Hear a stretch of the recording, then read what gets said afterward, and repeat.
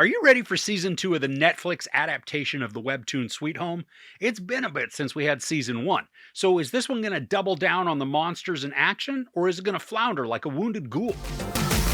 In a world where desire turns monstrous, the Green Home survivors and Hyun-su each fight to survive in new places, while other beings and mysterious phenomena emerge. So this picks up where season 1 left off. The residents of Green Home have broken out of their crumbling security of the building and now try to escape while also not being decimated by the encroaching military.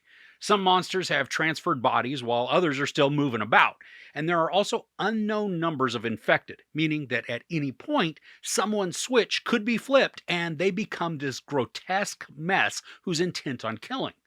Now, because the setting is now outdoors, there's a splintering of the characters. So the story now splits its time in far flung locations, similar to how we witnessed all of the different actions within the apartment building. Now, so far, I've only seen the first 3 episodes out of the 8, but what I've seen has me deeply invested in the unfolding drama. One of the taglines of this season has been, "Mankind is a virus, and monsters are the vaccine." So that gives you kind of an idea of some of the thinking that will come into play during this season. The creature designs are unique and disturbing, but a couple of times they made a scene feel more like an episode of Doctor Who. One monster we see is this giant face, in a strange place, while the portion where the character's head should be looks like a giant deflated balloon penis. I mean, it's odd and it's somewhat distressing, but it's also weirdly funny. The episodes are meaty at about an hour each. The emotional toll of the story, it's also heavy. Now, in season 1, it was more of a survival inside the building, but now that the characters are outside and dispersed in the open, we get to see how they deal with watching loved ones turn while also trying not to get sick or dead themselves. And I appreciate how we get to witness touching and sad interactions, especially when a sequence involves a child and a parent or 2 adult lovers.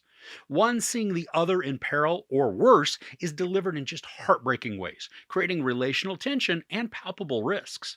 There are also a lot of conflicts those who are still human face. It's pretty much become martial law around the city, but not even all of the soldiers follow orders, creating a bunch of factions that can end up being even more dangerous than the monsters.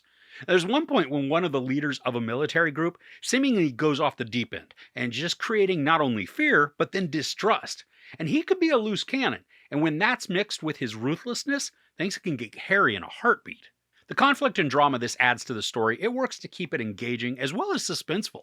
Now, one downside, though, to some of this trajectory of the story is that the show goes into very familiar territory where people are split up and then imprisoned behind chain link fences as they await testing. Now, we've seen this happen in numerous zombie and disease-themed movies and shows, so while it can be believable, it also doesn't feel fresh or unique in the slightest. I think sometimes the show plays out a scene for longer than it needs, or puts the scenes in slow-mo just in order to ramp up the drama. But these don't always accomplish that goal. When used sparingly, the effect it's nice, but when done repeatedly, it loses the impact that the scene is going for. There are also many moments, especially towards the end of episode 3, when we hear the music crescendo as a character just vies for an objective. And then, as the music reaches its climax, the screen goes black, and then moves to another area of the story to do the exact same thing. Now, I know it's setting up all these cliffhangers for the next episode, but it did feel a little silly and melodramatic. And while most of the first season took place in low light or the dark, a lot of this season occurs in the daylight, so we get very clear views of the monsters. And this is both good and bad for the show. I mean, it's great because we can see the details and all the freaky wonkiness of a being, but some of the creatures look like they came straight out of a video game cutscene, lacking convincing color correction and shading. And the designs, I mean, they're still highly impressive, but the execution did break me out a bit because the effects weren't as polished and they just didn't feel part of the world. The violence, though, is very palpable and visceral. There were several moments when I was squirming because the visuals brought the disgustingness and gore to life.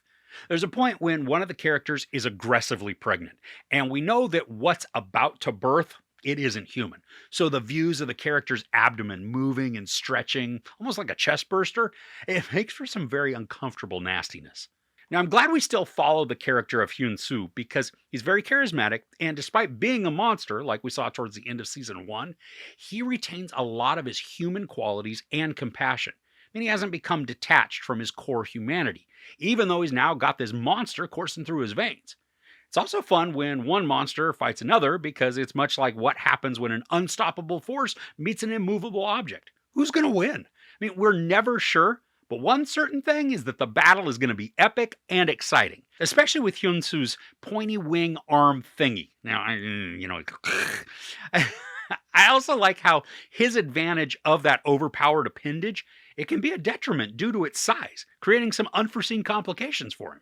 Now, I really enjoyed the first 3 episodes, especially with how the world has expanded for the series, showing us not only more monstrosities, but also introducing the government and military aspects that become just as threatening as the monsters, if not even more. The creature designs, they're wonderfully hideous, where the limits of their creation seem to be only through imagination. And what we see are grotesque figures with wild abilities who are also seemingly undefeatable. There's also a great deal of sadness and emotional investment thanks to the expanded interactions that we have with many characters. The biggest shortcoming for this season so far is that the series is drifting into very familiar storytelling arcs, using setups and tropes that many other survival type shows employ. And this doesn't harm the storytelling in massive ways, but it does prevent the show from carving its own path where the presentation feels unique or fresh. The cinematography is great in this newly apocalyptic world, capturing landscapes and settings that are quickly decaying and crumbling.